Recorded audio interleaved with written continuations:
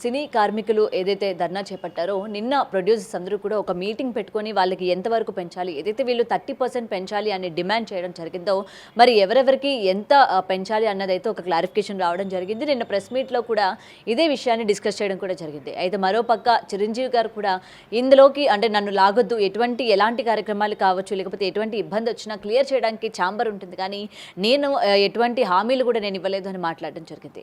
So వీటి గురించి మాట్లాడితే వాళ్ళు మనతో పాటు ప్రొడ్యూసర్ చిట్టిబాబు గారు ఉన్నారు. సార్ నమస్తే.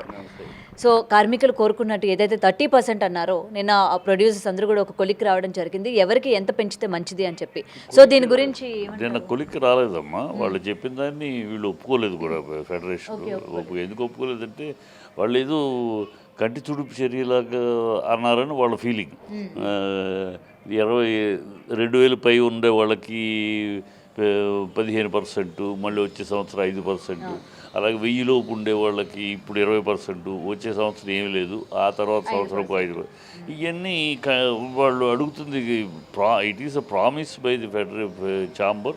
మీరు మూడు సంవత్సరాల క్రితం ప్రామిస్ చేశారు, అప్పుడు కరోనా సమస్య ఉంది కనుక అడిగారు. ఇది కాదు, ఆగండి 2 ఏళ్ళు అయినా చూద్దాం అన్నారు. అంగీకరించి అగ్రిమెంట్ చేసుకున్నాం, ఒక అండర్స్టాండింగ్ చేసుకున్నాం. ఇప్పుడు అది అండర్స్టాండింగ్ డేట్ వచ్చింది. వచ్చినాక దాన్ని కాదని మళ్ళీ 30% కాదని అసలు ఇదేదో కాదు, మాకు వర్కౌట్ అవుతుంది ఇది. అందుట్లో వాళ్ళ వాస్తవం కూడా ఉందమ్మా. ఇప్పుడు 3 ఏళ్ళ క్రితం ఒక ఇంటి వాళ్ళ బతుకు తెరువు ఖర్చు కానీ వాళ్ళ బతుకు కార్మికులకి వాళ్ళు ఇవాళ 3 ఏళ్ళ క్రితం ఇదే మధురా నగరు, కృష్ణానగరు, శ్రీనగర్ కాలనీ, ఈ చోట్లలో జూబ్లీహిల్స్ కింద సైడ్ 10,000 12,000 పెడితే సింగిల్ బెడ్రూమ్ దొరికేది. సో చక్కగా దొరికేది. ఇవాళ 20,000 17,000 పెడితే కానీ సింగిల్ బెడ్రూమ్ దొరకట్లా. ఫస్ట్ వాళ్ళకి అద్దులు పెరిగినాయి, బతుకు భారం పెరిగింది, పిల్లల చదువులు అన్నీ, ఉప్పు పప్పు అన్నీ పెరిగినాయి కదా. సో మా పెరిగిన ప్రకారం మాకు 3 సంవత్సరాలకు ఇవ్వాల్సింది ఇప్పుడు ఇప్పుడన్నా కాస్త మేము ఉపశమనం అవుద్దని వాళ్ళ కోరిక. దాంట్లో అన్యాయమనో గాను అదేదో అనాలోచితమనో లేకపోతే ఇంకో రకంగానో అనటానికి లేదు, కానీ అడిగింది వాస్తవం.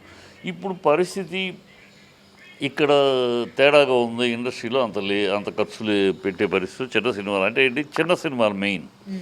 ఇప్పుడే ఉన్న భారం చిన్న సినిమాలు తీసే పరిస్థితిలో లేదు. చిన్న సినిమాలు తీసి ఏం చేయాలో అర్థం కావట్లేదు. సో దానికి ఈ పరిస్థితిలో ఇంకా మా మీద భారం పడితే మేము ఎట్లా అనేది వాళ్ళ పాయింట్. ఇప్పుడు దానికి ఎవరు సమానం చెప్పాలి, ప్రభుత్వం ఉందమ్మా. వ్యాపారాల మీద ట్యాక్స్ వేస్తుంది, పెంచుద్ది. ప్రభుత్వం పెంచితే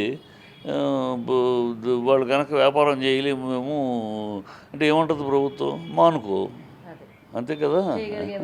చేయగలిగే వాళ్ళు చేస్తారు, మీరు మానుకోమన్న అంతే తప్పితే మీరు వ్యాపారం చేయలేమంటున్నారు కనుక వాళ్ళు ట్యాక్సులు తగ్గిస్తారు, సేల్స్ ట్యాక్స్ తగ్గిస్తారు, ఇంకో ట్యాక్స్ చేయలేరు కదా, చేయలేరు. అట్లాగే వీళ్ళు పెరిగింది, మీరు చేయలేము అని అంటే చేయగలిగిన వాళ్ళు చేయండి, చేయని వాళ్ళు ఏంటంటే మానేయండి, అంతే తప్పితే వాళ్ళకి ఇవ్వము అంటే ఎట్లా. కార్మికులకి ఇవ్వమంటే ఇచ్చేవాళ్ళకి ఇవ్వట్లా, ఎగబడి ఇస్తున్నారు కదా, వాళ్ళకి ఇస్తున్నారు. పెద్ద ఇండస్ట్రీ పెరిగింది, నేను తెలుగు ఇండస్ట్రీలో ఉన్నాను గర్వంగా చెప్పుకుంటున్నాం, గర్వంగా స్థాయి పెరిగింది. ఆ స్థాయి పెరగటం అనేది కేవలం హీరోయిన్ డైరెక్టర్లే కాదు కదమ్మా, ఈ 24 క్రాఫ్ట్స్ కూడా కదా. వీళ్ళు అందరూ కలిస్తేనే కదా సినిమా. వాళ్ళు లేకుండా ఓన్లీ డబ్బు పెట్టే ప్రొడ్యూసర్ను హీరోయిన్ డైరెక్టర్ ఉంటే అయిపోద్దా? అవదు కదా, వీళ్ళందరూ కావాలి కదా. అట్లాగే వీళ్ళందరూ ఉన్నంత మాత్రం అయిపోద్దా ప్రొడ్యూసర్ లేకుండా? ఖచ్చితంగా ప్రొడ్యూసర్ కావాలి. సో ఈ రెండు సమన్వయపరుచుకోవాలి, ప్రొడ్యూసరు కావాలి, కార్మికుల వేతనాలు కావాలి. దీన్ని 2 రకాలుగా ఆలోచించి ఇద్దరు ఒక అడుగు కింద ఒక అడుగు అడ్జస్ట్ అవ్వాలి. చిన్న సినిమాలు ఈ ఫెడరేషను నేను కోరుకుంటున్నాను, మీరు 30% పెంచమని అడగండి, తప్పులేదు, కానీ 2 లేయర్లు పెట్టండి. చిన్న సినిమాలు అంటే 10 కోట్లు లోపు చేసే సినిమాలు, గతంలో 10 కోట్లు చిన్న 5 కోట్లలో తీసే సినిమాకి 20% కన్సెషన్ అన్నారు. ఆ కన్సెషన్ వద్దు, కన్సెషన్ ఇవ్వక్కర్లా. ఇప్పుడు 5 ఏళ్ళకి ఏమి ఊరిన పేరుకి కానీ ఎవడు కన్సెషన్ ఇవ్వాల. సో అలా వద్దు. 10 కోట్ల సినిమాకి మేము ఈ రెమ్యునరేషన్లో పనిచేస్తాం. ఆ పైన 15 కోట్లు, 20 కోట్లు, 50 కోట్లు, 100 కోట్లు, 500 కోట్లు వాళ్ళు చేసేవాళ్ళు 30% ఇవ్వమానండి. ఏ వాళ్ళకి 100 కోట్లు ఇదెంత మొత్తం సినిమాకి 1.5 కోటి అవుద్ది. ఇంక 80 ఎక్కువ రోజు అయితే 2 కోట్లు అవుద్ది. 100 కోట్ల సినిమాకి 2 కోట్లు ఏముంది? ఎవరికో పెద్దవాళ్ళకు ఒక ఇద్దరికి తగ్గిస్తే కదా సరిపోయింది కదా.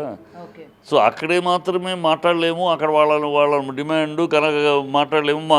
మేము డిమాండ్ కాదు కనుక, మాది డిమాండ్ కనుక ఈ పర్టికులర్ లైట్ మెన్నే కావాలి, ఈ పర్టికులర్ ఏ కావాలని డిమాండ్ మాకు లేదు కనుక మమ్మల్ని ఎక్స్ప్లాయిట్ చేస్తారా? డిమాండ్ ఉంది కనుక వాళ్ళు ఏమడిగినా ఒక హీరోయిన్కి 4 ఇస్తారు. ఒక హీరోయిన్ వస్తే హీరోయిన్ వెనకాల అసిస్టెంట్, క్యారీవ్యాన్స్ అన్నీ ఇస్తారు. అయితే 4 ఎందుకు? హీరోలకి హెయిర్ డ్రెస్ ఏంటమ్మా, వినటానికి వింతగా ఉంటుంది. వాళ్ళ హీరోయిన్కి హెయిర్ డ్రెస్కి ఒక అసిస్టెంట్. ఈ ఎక్స్ట్రా ఖర్చులు తగ్గించండి, కార్మికులకు ఇవ్వండి. ఎక్స్ట్రా ఖర్చులు మీరు దూల కొద్దీ హంగామాల కోసం హీరోయిన్ని సాటిస్ఫై చేయడానికి, హీరోని సాటిస్ఫై ఇష్టం వచ్చేట్టు అడ్డదిడ్డంగా ఎందుకు చేయాలి? వాళ్ళకి ఇవ్వండి. మిగతా లాంగ్వేజెస్లో లేదే, మన లాంగ్వేజెస్లో నీ దౌర్భాగ్యం ఎందుకు? మిగతా లాంగ్వేజ్లో ఎలా మనం ఇదే హీరోయిన్లు మన దగ్గర చేస్తారు, అది అంటారు, ఇది అంటారు అక్కడ. మరి మిగతా లాంగ్వేజ్లో చేయమనండి, తమిళనాడులో కానీ చేయరే. అక్కడ కుక్కిన పెయిన్లాగా ఉంటారు, ఇచ్చింది పుచ్చుకుని చేస్తారు.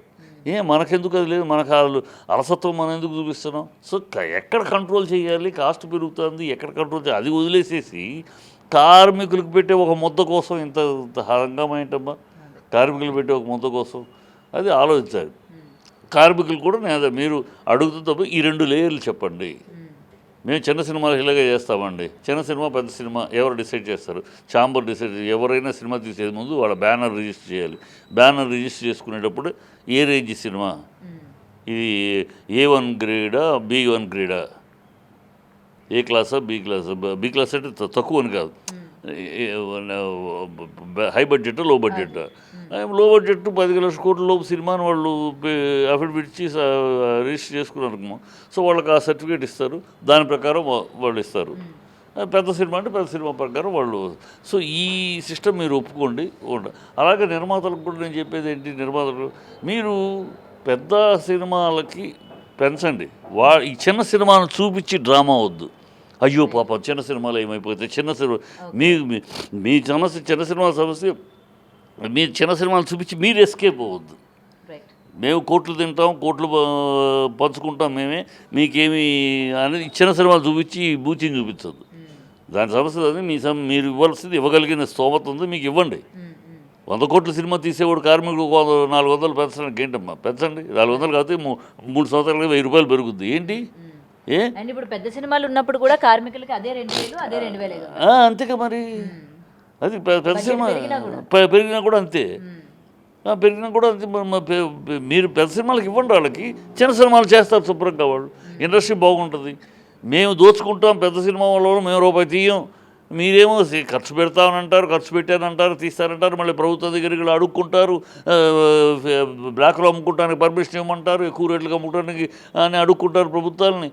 మీకు ఎట్లా ఉన్న సినిమా మీ పెద్ద సినిమాలకి శాటిలైట్ అని, అదని, ఇదని, ఓటీటీ అని మీకు ఎట్లా అయినా వెళ్తుంది. చిన్న సినిమాలకి ఏమీ లేవే, చిన్న సినిమాలకి ఏమీ లేవు కదా. అలాంటి శాటిలైట్ లేదు, ఏడు కొనేవాళ్ళు లేడు కనుక చిన్న సినిమా రిస్క్ చేస్తున్నాడు, వాడే ఇండస్ట్రీకి ఫుడ్ పెడుతున్నాడు. చిన్న సినిమా అనేది లేకపోతే ఇండస్ట్రీకి ఫుడ్ లేదు. ఈ పెద్ద సినిమాలు మొత్తం కలిపి 15-20 సినిమాలు సంవత్సరంలో వాళ్ళు బెటర్ ఇండస్ట్రీ మొత్తానికి. ఈ 150 సినిమాలు చిన్న సినిమాల వాళ్ళే పనులు ఇవ్వటం, ఫుడ్ పెట్టడం.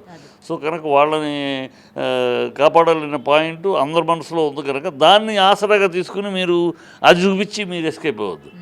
మీరు ఇవ్వండి, మీరు పెద్ద సినిమాలు తీసుకుంటే సంతోషం. కార్మికులు మీరు 30% పెంచి ఇవ్వండి. చిన్న సినిమాలు వాళ్ళు ఒప్పుకుంటారు, అయినా ఈ బడ్జెట్ సినిమాలకి మేము ఇలాగే తీసుకుంటాం. వాళ్ళకి కావాలి కదా, వాళ్ళకి తెలుసు చిన్న సినిమాలు లేకపోతే మన పనులు తక్కువ ఉంటాయి, చిన్న సినిమాలు ఉంటేనే మనకు పనులు, మనకు ఫుడ్ అనేది వాళ్ళకి తెలుసు, అంగీకరిస్తారు. సో వయమేడు ఈ పద్ధతి ఆలోచించుకుంటే ఎంతసేపు ఆ పెద్దగా సిట్టింగ్ ప్రొడ్యూసర్లము, రన్నింగ్ ప్రొడ్యూసర్లము. నేను ఎవడో డిస్కషన్లో ఎవడో ఇలాంటి వాళ్ళంతా ఇండస్ట్రీలో తయారయ్యి నన్ను పట్టుకుని ఎన్ని సినిమాలు తీశారు అని అడుగుతున్నాడు వాడు. 3 తరాలుగా ఉన్న ఇండస్ట్రీలో ఉన్న ఎన్ని సినిమాలు తీసావు వాడు. అంటే ఇలాంటి అర్భక పోళ్ళు, అజ్ఞాన పోళ్ళు ఊని వచ్చేసి నోటి దూల మాట్లాడటం, నోటి దూలకు వచ్చి ఏదో మాట్లాడేయటం, నోటి తోలకు వచ్చి ఎవరు ఇలాంటి వాళ్ళు ఉండటం వల్ల ఏం తెలుసు వీళ్ళకి ఇండస్ట్రీ గురించి అవగాహన కానీ కార్మికుల సమస్యలు ఏంటని కానీ ఏమీ తెలియదు. ఏదో వచ్చేసి వాళ్ళ ఏదో ఒకటి 2 సినిమాలు తీసేస్తే మేము పుడింగాళ్ళం అని మాట్లాడుకుంటారు. సినిమా తీసే ప్రతివాడు ఇండస్ట్రీ మీద అవగాహన ఉన్నవాడు కాదు. అందుకని మేము పెద్దవాళ్ళు ఎవరు మాట్లాడలేదు. ఇవాళ కొత్తగా వచ్చాను పుట్టగొడుకులాగా వచ్చి ఏదో ఒకటి 2 సినిమాలు తీసేసి ఒక హిట్ ఒక ఫ్లాప్ ఏదో తీసేసి వాళ్ళు ఏదో పెద్ద పుడింగిలాగా ఇండస్ట్రీ ప్రతి గొప్ప మాట్లాడుతున్నారు కానీ కరెక్ట్ కాదు అది. స్కిల్ ఏంటి ఎవరి స్కిల్? నీ ప్రొడ్యూసర్కి నువ్వు సినిమాలు తీసి ఎంతమందికి స్కిల్ ఉంది? సినిమా తీసే స్కిల్ ఉందా? మీరు ప్రొడ్యూసర్స్ అనేది దీంట్లో సగం మంది ప్రొడ్యూసర్స్ ఎక్కడ ఉన్నారు? Project designers. నువ్వు కలిస్తే ఇంత కనుక నువ్వు ఇంత ఈ ప్రాజెక్ట్ చెప్తే మీరు సినిమా ప్రొడ్యూసర్ మీకుందా? అటెండ్ అవ్వరా? వీళ్ళకి చెప్పుకుంటా ప్రొడ్యూసర్ అని అంటే సరిపోద్ది ఏంటి? నీకెంత స్కిల్ అంటే నా టెక్నీషియన్ స్కిల్ లేదు నువ్వు మాట్లాడితే నీకేం స్కిల్ ఉంది సినిమా తీయడానికి అసలు అని నేను అడిగితే నువ్వు ఎక్కడ పెట్టుకుంటారా? తప్పు మాట అది. స్కిల్ లేకుండానే ఇండస్ట్రీ నడుస్తుందా? ఈ స్కిల్ లేకుండానే మన తెలుగు ఇండస్ట్రీ టెక్నీషియన్ స్కిల్ లేకుండానే ప్రపంచ స్థాయికి వెళ్ళిందా? మీరు ఎక్స్ట్రా పెడుతున్నారు. బాంబే ఉన్నాయి, వేరే సమస్యలు ఉన్నాయి, ప్రొడ్యూసర్ సమస్యలు వేరే ఉన్నాయి. అది అటెండ్ చేయాలి ఖచ్చితంగా. ఈ టూ మచ్గా ఉన్నాయి ఫెడరేషన్లో కొన్ని డిపార్ట్మెంట్స్. వాటిని అవుట్డోర్కి వెళ్తున్నాము, ఫైట్ అంటున్నాము. ఫైట్ అంటే ఇక్కడ బయలుదేరటం కాడ నుంచి బేటాలు ఏంటి, ఇక్కడ నుంచి బయలుదేరటం కాడ నుంచి బేట, ట్రావెలింగ్ బేట, సిట్టింగ్ బేట, అక్కడ షూటింగ్ స్టార్ట్ అయినాక మళ్ళీ బేట. ఎందుకది? నువ్వు పనికి వస్తున్నప్పుడు అక్కడ నుంచి పని మొదలైన కాడ నుంచి నీకు బేటా శాలరీ కదా. ఇక్కడ నీ పని కోసం నువ్వు ట్రావెల్ చేస్తే నేను బేటా ఇవ్వటం నీకు ఇది అల్లుడు దర్జాలాగా. ఇవన్నీ ఆ గతంలో పట్టించుకోకుండా వదిలేశారు. అది ఇప్పుడు ఏకమేకై కూర్చుంది. అవన్నీ కూర్చోబెట్టండి, ఈ అంగీకరించాం, ఈ ఒప్పుకోం.